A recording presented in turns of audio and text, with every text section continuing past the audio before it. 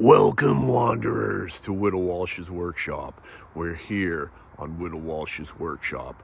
We'll whittle you what you want. Well, wanderers, today's the day. The big reveal. I just want to say thanks to all you viewers out there that are hanging in with me on this super long bus remodel. But I told you that there was going to be a big surprise. I told you there was going to be a big surprise on the ceiling, and it's finally done. So let me just give you a little backstory on this material I used on the ceiling. I've told you before that Whittle Walsh is a carpenter by trade, and I work on a lot of commercial buildings and things like that, hospitals. Now this stuff right here was one of the architectural features on this last building that we did. It's a wall protection. They call it Acrovan, and they use it in hospitals and things like that to put on the walls so they can clean it. And it also, like when they run beds and stuff into it, it helps to protect the wall from damage. But this is a actual design that was put on the back side of the Acrovan, and there was a mistake on some of the pieces. And so they had to be reordered. So these pieces were actually going to be thrown out. So I was like, oh man, please give me those pieces. That would look awesome on the bus. And guess what? It does. So let's go in, take a look at it. Here we go. Dun, dun, dun. No! Look at it. Look at that. I don't know what you call it. Some people call it dinosaur eggs. Some people call it Easter eggs. I don't know what it is, but look at it. It's awesome. So yeah, I was able to put it on the hatches too. Those should be all, that thing's coming off this little. I should have probably fixed that before the big reveal. So yeah, I got all my lights in. I've got the whole ceiling up, and now I'll just frame my walls to this. But it's continuous, you know, and it's the cool thing about this is the sheet's indexed, you know, so like the one circle goes into the other, you know, pretty hippy dippy. So there it is. There it is, wanderers, in all its glory. I hope you like it, because we like it over here. Anyway, stay tuned on this video, and I will show you the process for installing this. All right, wanderers, thanks for viewing.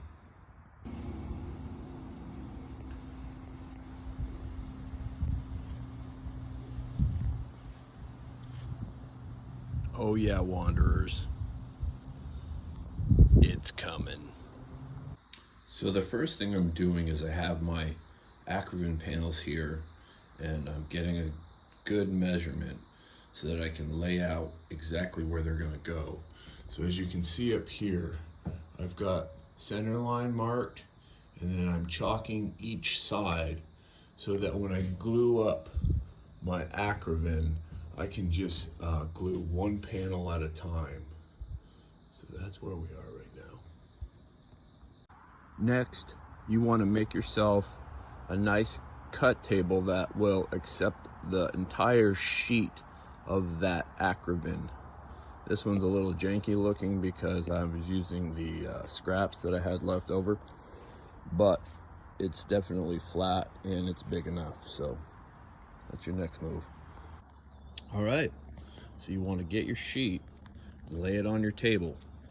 Now this stuff is orientated in a certain direction so that all of the circles are actually going to line up with the next one beside it. So it's very important that I don't get confused and put this thing in upside down or backwards. But they're all numbered, and I know which side is the top, which is down here. So as it sits right here, this is going to be, then it's going to flip over and go inside the bus and up there. So that would actually be the left hand side, and that would actually be the right hand side. So I'm just going to mark that, and then I will go in there and get some measurements for all the cutouts in this thing, and we'll cut it out. All right, wanderers, I have it all laid out. Those are where my lights are gonna go, right there. But I think I'm gonna cut those out after it's up. And I'm gonna try to use a little mini zip router on those so that I think I'm only gonna get one shot at it. But I got the access panel cut out. I've got the little fan cut out.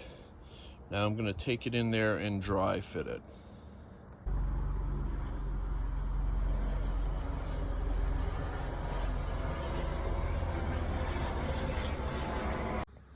The next thing we do, wanderers, is apply a liberal amount of glue.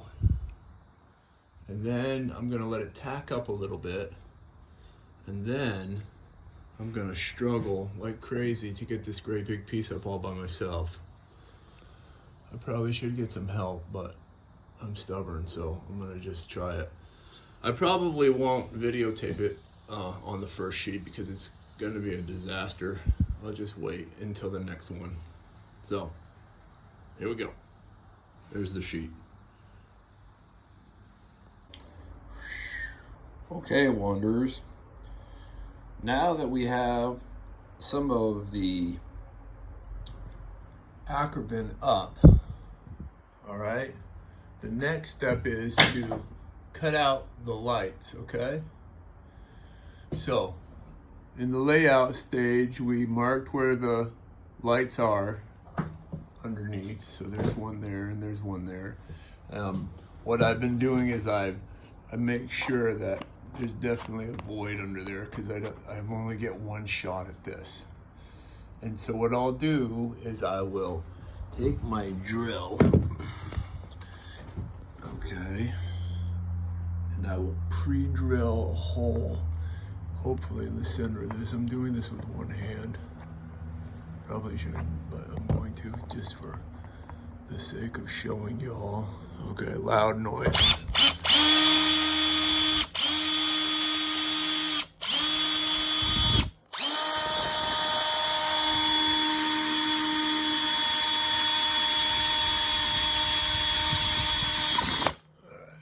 That bit's a little dull. Okay, so we take our drill, and this is a RotoZip. Drywallers use them to cut around electrical boxes and stuff. Now I have a guide point in this bit. Sometimes they have straight shank bits, but this helps to kind of travel around the inside of the hole. So that'll sit right up in there and then it zips right around. Now again, I only get one shot at this, and normally I use two hands, but you know, for you wanderers, I'm gonna try it all with one hand and videotaping, so it's gonna be loud.